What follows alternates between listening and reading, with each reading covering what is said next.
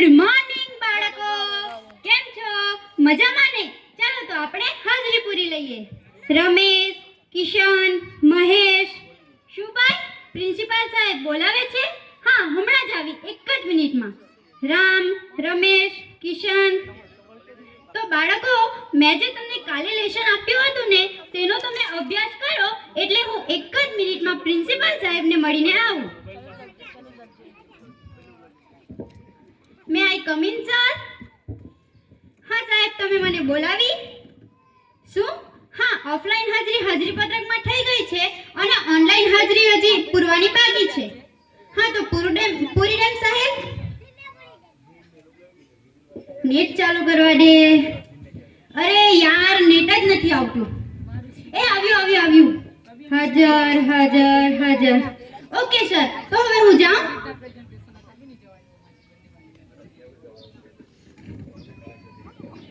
તો બાળકો, હવે તમે મૂકી દેવો. હવે આપણે ભણીશું ગણિતમાં અવયવીકરણ.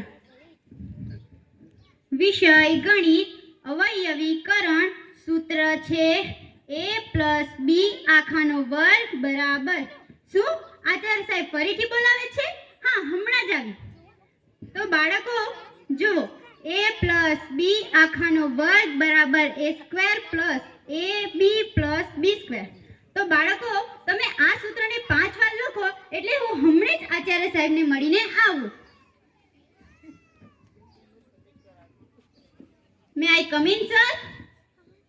હા સાહેબ, તમે મને બોલાવી? શું?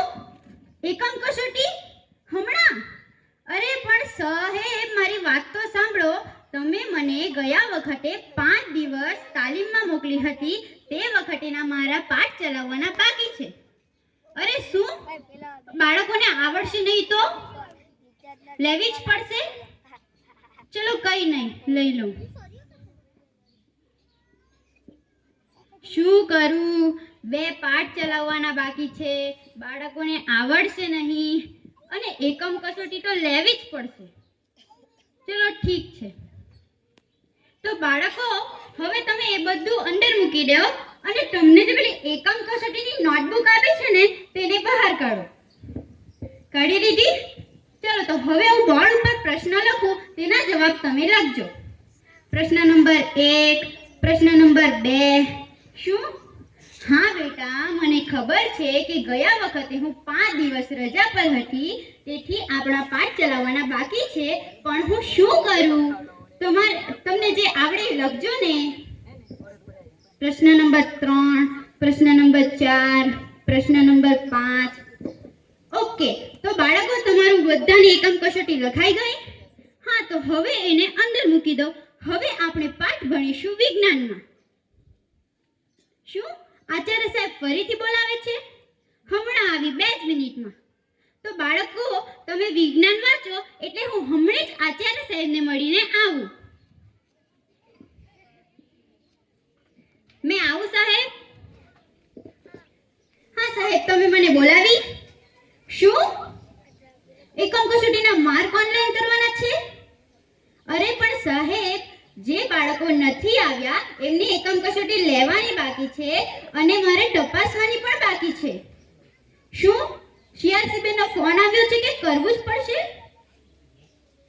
હમણાં જ? ચલો કઈ નહીં, કરી દઉં. શું કરું? એકમ કસોટી લેવાની બાકી છે, એકમ કસોટી તપાસવાની બાકી છે અને વાલીને જાણ કરવાની બી બાકી છે. ફરી પાછું પત્રક A ભરવાનું, પત્રક B ભરવાનું. અને જો આપણે 8મા ધોરણમાં જઈએ ને, તો ફક્ત 8મા ધોરણના જ બાળકો નહીં, ધોરણ 1 થી લઈને 8 સુધીના તમામ બાળકો એક જ ધોરણમાં હોય છે. હવે હું શું કરું? હું શું ભણાવું? કોઈ કહે મને ગુણાકાર શીખવાડો, કોઈ કહે મને ભાગાકાર શીખવાડો, કોઈ કહે મને સરવાળા બાદબાકી શીખવાડો, કોઈ કહે મને બારાક્ષરી શીખવાડો, તો કોઈ કહે મને કક્કો શીખવાડો. હું શું કરું? હું ક્યાંથી શરૂઆત કરું? હું લાચાર છું. નહીં, હું લાચાર નથી. તમે પેલું ચાણક્યનું વાક્ય યાદ નથી? શિક્ષક કભી સાધારણ નહીં હોતા, प्रलय और निर्माण उसकी गोद में पलते हैं. मैं હું એક શિક્ષક છું, હું લાચાર નથી. મેં સમાજના હૃદય ધબકતા સ્થાનને મારા હણતા નહીં. મેં 2 ગણા કલાકો કાઢી વર્ગખંડ ગયકાવ્યા છે. મેં 2 કલાકો દઈને વર્ગખંડ ગયકાવ્યા છે. મેં કડીઓને પુષ્પ બનાવી બાગ મહેકાવ્યા છે. મેં કડીઓને પુષ્પ બનાવી બાગ મહેકાવ્યા છે. હું એક શિક્ષક છું, શિક્ષકને કદી નમાલો ગણતા નહીં. મેં આદર્શોના ઈંધણ નાખી સંસ્કારો રાંધ્યા છે. મેં આદર્શોના ઈંધણ નાખી સંસ્કારો રાંધ્યા છે. મેં આદર્શોના ઈંધણો નાખી સંસ્કારો રાંધ્યા છે. હું એક શિક્ષક છું, શિક્ષકને કદી નમાલો ગણતા નહીં. ડોક્ટર, વકીલ કે ઇન્સ્પેક્ટર મેં પાયાથી બાંધ્યા છે. હું પાયાનો પથ્થર છું, કદી જૂઠી ઇમારત ચણતા નહીં. હું એક શિક્ષક છું, શિક્ષકને કદી નમાલો ગણતા નહીં. શિક્ષકને કદી નમાલો ગણતા નહીં. શિક્ષકને કદી નમાલો ગણતા નહીં.